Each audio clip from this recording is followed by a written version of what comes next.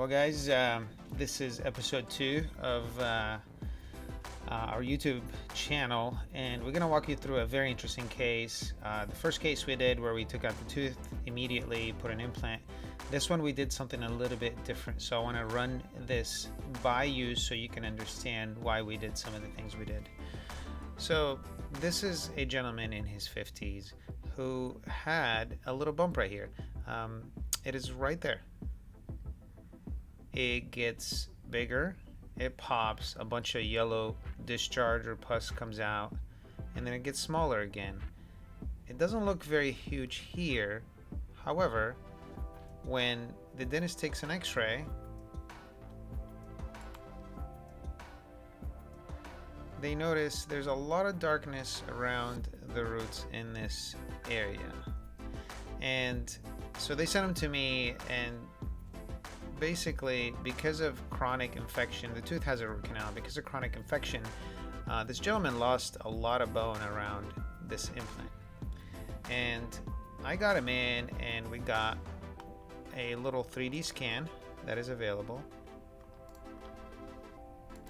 And I'll show you kind of what the situation looks like. This is in 3 dimensions. So let me draw for you what we're looking at here. This is a cross section of the upper jaw and the lower jaw. So here's the upper tooth here. This is the lower tooth, and this is the jaw right here, the lower jaw. One thing I want you to notice is there is quite a bit of bone loss. Anytime you see darkness in the x-ray, you're seeing bone loss. There's a lot of bone loss in this area right there. Okay, and it's all along here. It's this whole area. This is all bone loss, and this bone loss happens from chronic infection. So when these teeth get infected and they're ignored and nobody does anything about it,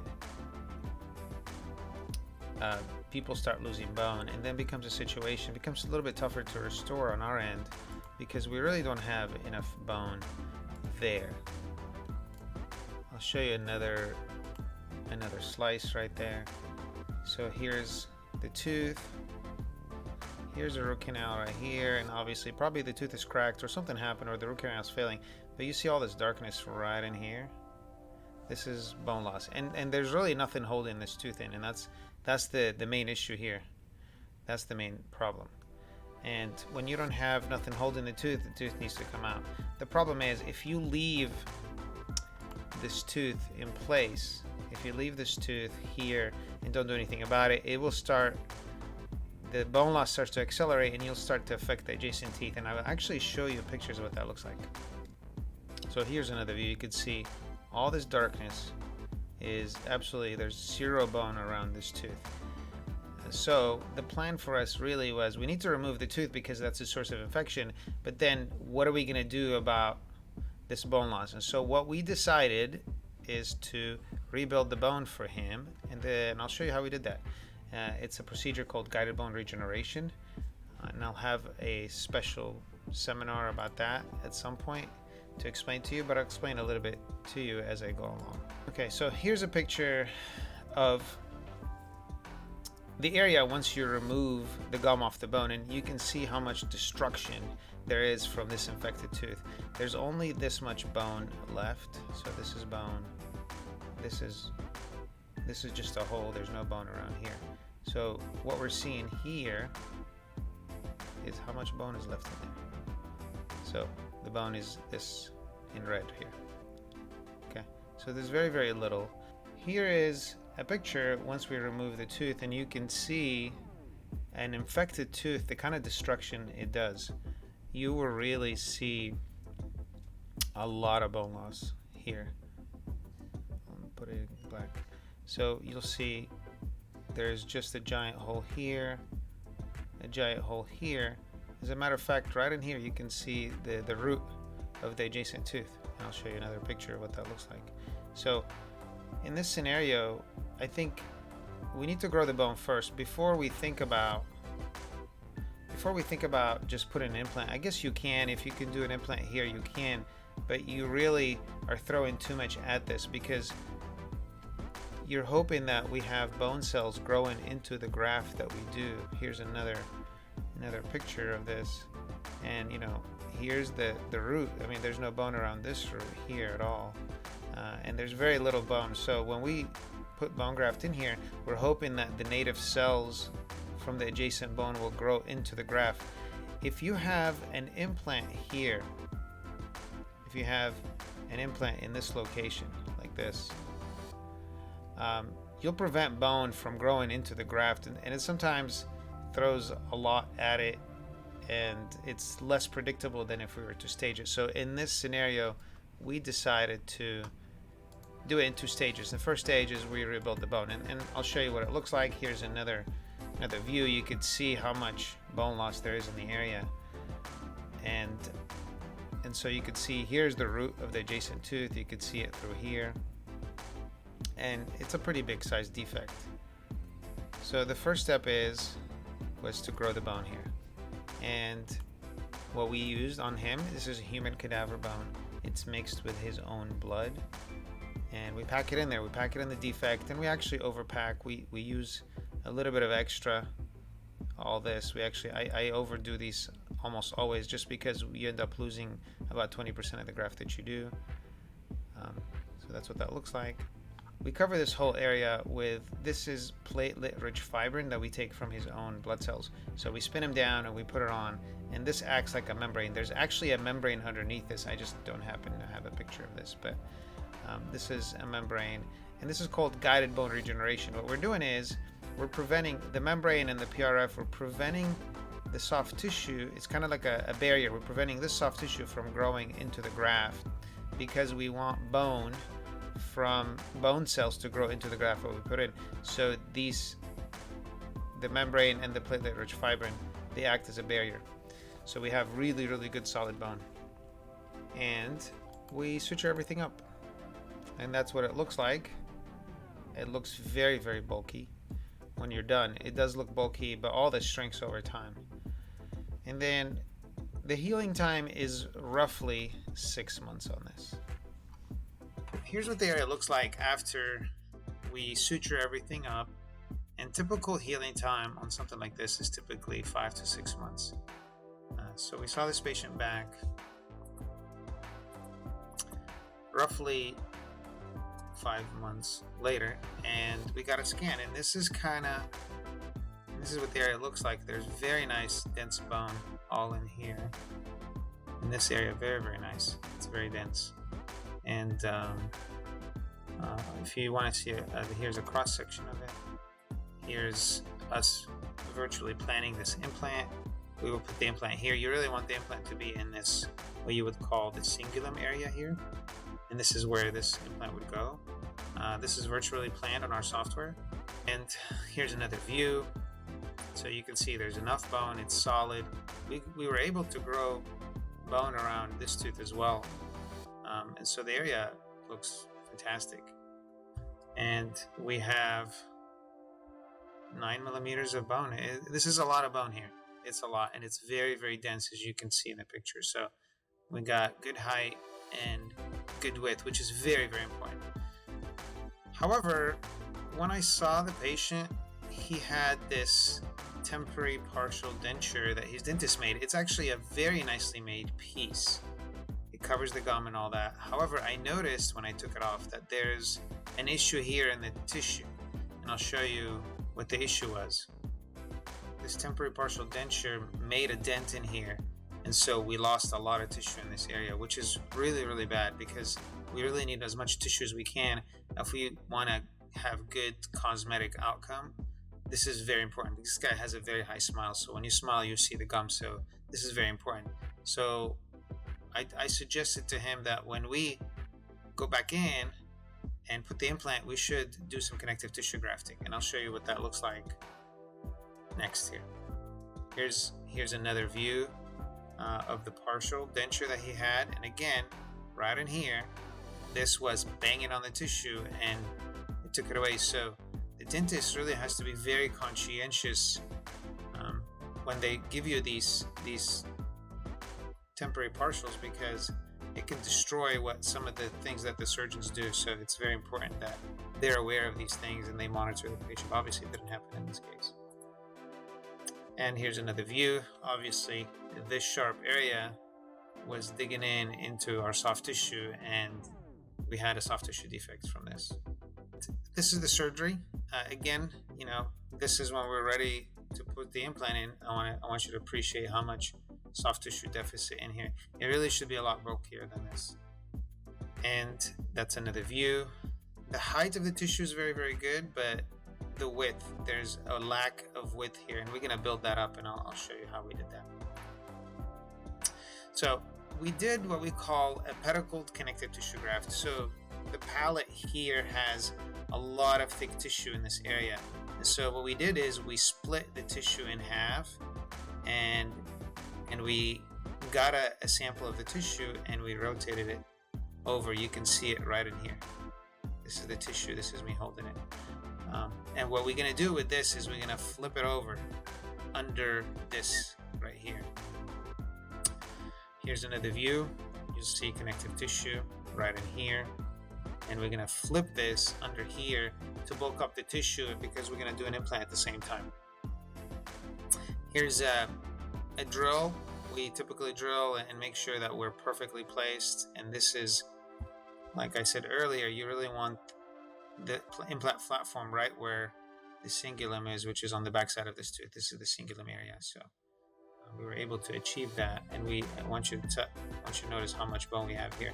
This is very nice, and it's difficult to grow bone. So this patient did really, really well in this procedure. Here's another view of it. Again, it shows the angulation of our pin. And here's the implant. We place the implant, and there's a little, this is called a cover screw. It covers the implant platform so bone doesn't grow into it. And I want you to notice how thick the bone here is. This is very, very important for long-term results. And I show you a picture of this case a year out. And then again, here's a soft tissue, and this soft tissue, we're gonna flip this tissue over and under this area here. And this is how we do this. We actually come from the top. This is a suture. We come from this area up here. We lasso this soft tissue and we go back through here. So meaning we flip this tissue over the implant just to bulk up this whole area here. And here is how the lasso technique works. Now this soft tissue that was here, we flipped it over and under the facial tissue here. And then we close everything up and we give this about 3 months of healing.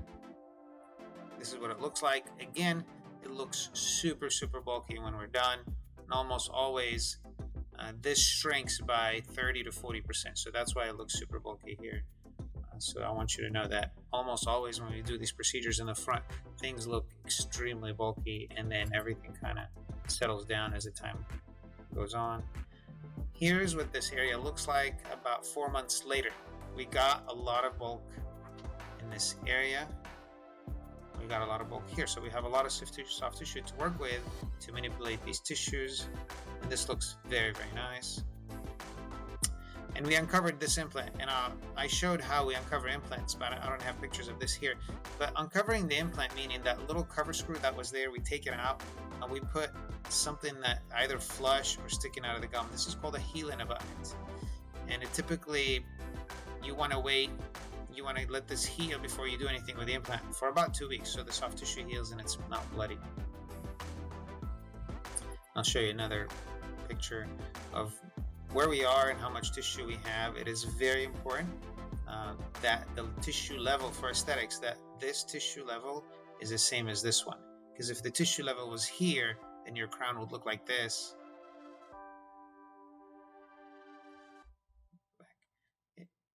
If this tissue level was here, then the crown would look terrible because it wouldn't be, it would have a mismatch, and then it would look very, very unaesthetic. So this tissue result is very nice. Here's another view when the patient bites, implant's perfectly positioned, And this is what it looks like 2 weeks after it's healed. And what we decided for this gentleman was to make him a temporary tooth. And the temporary tooth was important because we wanted to shape this tissue. And with the temporary, we could do that. We can actually, we wanted this tissue to kind of push up this way, and we push this tissue this way with a temporary crown. So the temporary really helped us because we can change the shape of the tooth anytime and push tissue whichever way, so we can get a very nice ideal aesthetic result. So here's a picture of the temporary. It is important that the access for the implant is in this area. This is called the cingulum. The angulation is very nice. And we put it in. So we torque it in. This is at the time when we delivered the temporary, and this access hole is covered with composite material. So that's what it looks like. And I'll show you another view. Here's a view of this about 2 weeks after we delivered the crown, the temporary crown, and you can see the tissue here is responding well. It's actually very nice. This is called the papilla, and there's no black triangles here. This tissue here is trying to form. Sometimes if you have trouble, this is the benefit of a temporary crown. Sometimes you can make the crown a little bit wider, because you can adjust these temporary crowns wider to push more tissue and close this gap here. However, I'll show you a picture of a year later after the general dentist delivered the final crown, the porcelain crown. It actually looks really good. So I saw him back. This was actually not too long ago. I saw him back, and this is the final porcelain crown. And you can see how the tissue was pushed up. It looks beautiful. This restoration is about a year old, and they actually put a veneer on this tooth just to match it, but the tissue looks good. When he smiles, nobody could tell that it's a fake tooth in there. And I'll show you an x-ray of this. This x-ray was taken a couple of weeks ago. It's a year old. This implant's a year old. And when you have very nicely made crowns like this, so let me draw it out for you. This is the implant right here. This thing is the abutment. The abutment screws into the implant, and this is made by his general dentist. Really, the laboratory makes it, but it's by the direction of the general dentist. This is the abutment. This happens to be a zirconia abutment, and then the crown, which is porcelain, is cemented on top. This is the crown on top here. And very beautiful. It's a really nice restoration. And one thing I want you to notice, you may or may not notice this, but he's actually forming bone back in there. There's a little layer of bone right there. There's a nice layer of bone. So if you have a very nice restoration with no cement retained in there, you can actually rebuild the bone that you lose during this whole process. And this looks beautiful. So I hope that explains it. I hope you guys can understand why we did this in 2 stages, and mostly is because there's just simply not enough bone in there. We could have done it all in one, like the other episode that I showed, but really it's a lot better to do it in 2 steps, just because it's a lot more predictable. And this is a great example of a case that's more predictable. And one last thing I want to tell you, that you'll see a lot of people just showing you awesome cases, but with implants, they can be very, very tricky. If things fail, if you don't have somebody that understands implant dentistry and biology and surgery, they can affect if for something happens to this implant, sometimes they get an infection, and if they don't watch it, it can affect this tooth and this tooth. And many, many times we see cases from people who are not well trained in implant dentistry where people end up losing three teeth, and we're having to do an implant bridge. So it's very important that you understand that this is not easy. It looks easy, but it's not, and you really have to understand biology and soft tissue when you do these cases. And I hope to catch you on the next episode. Thank you.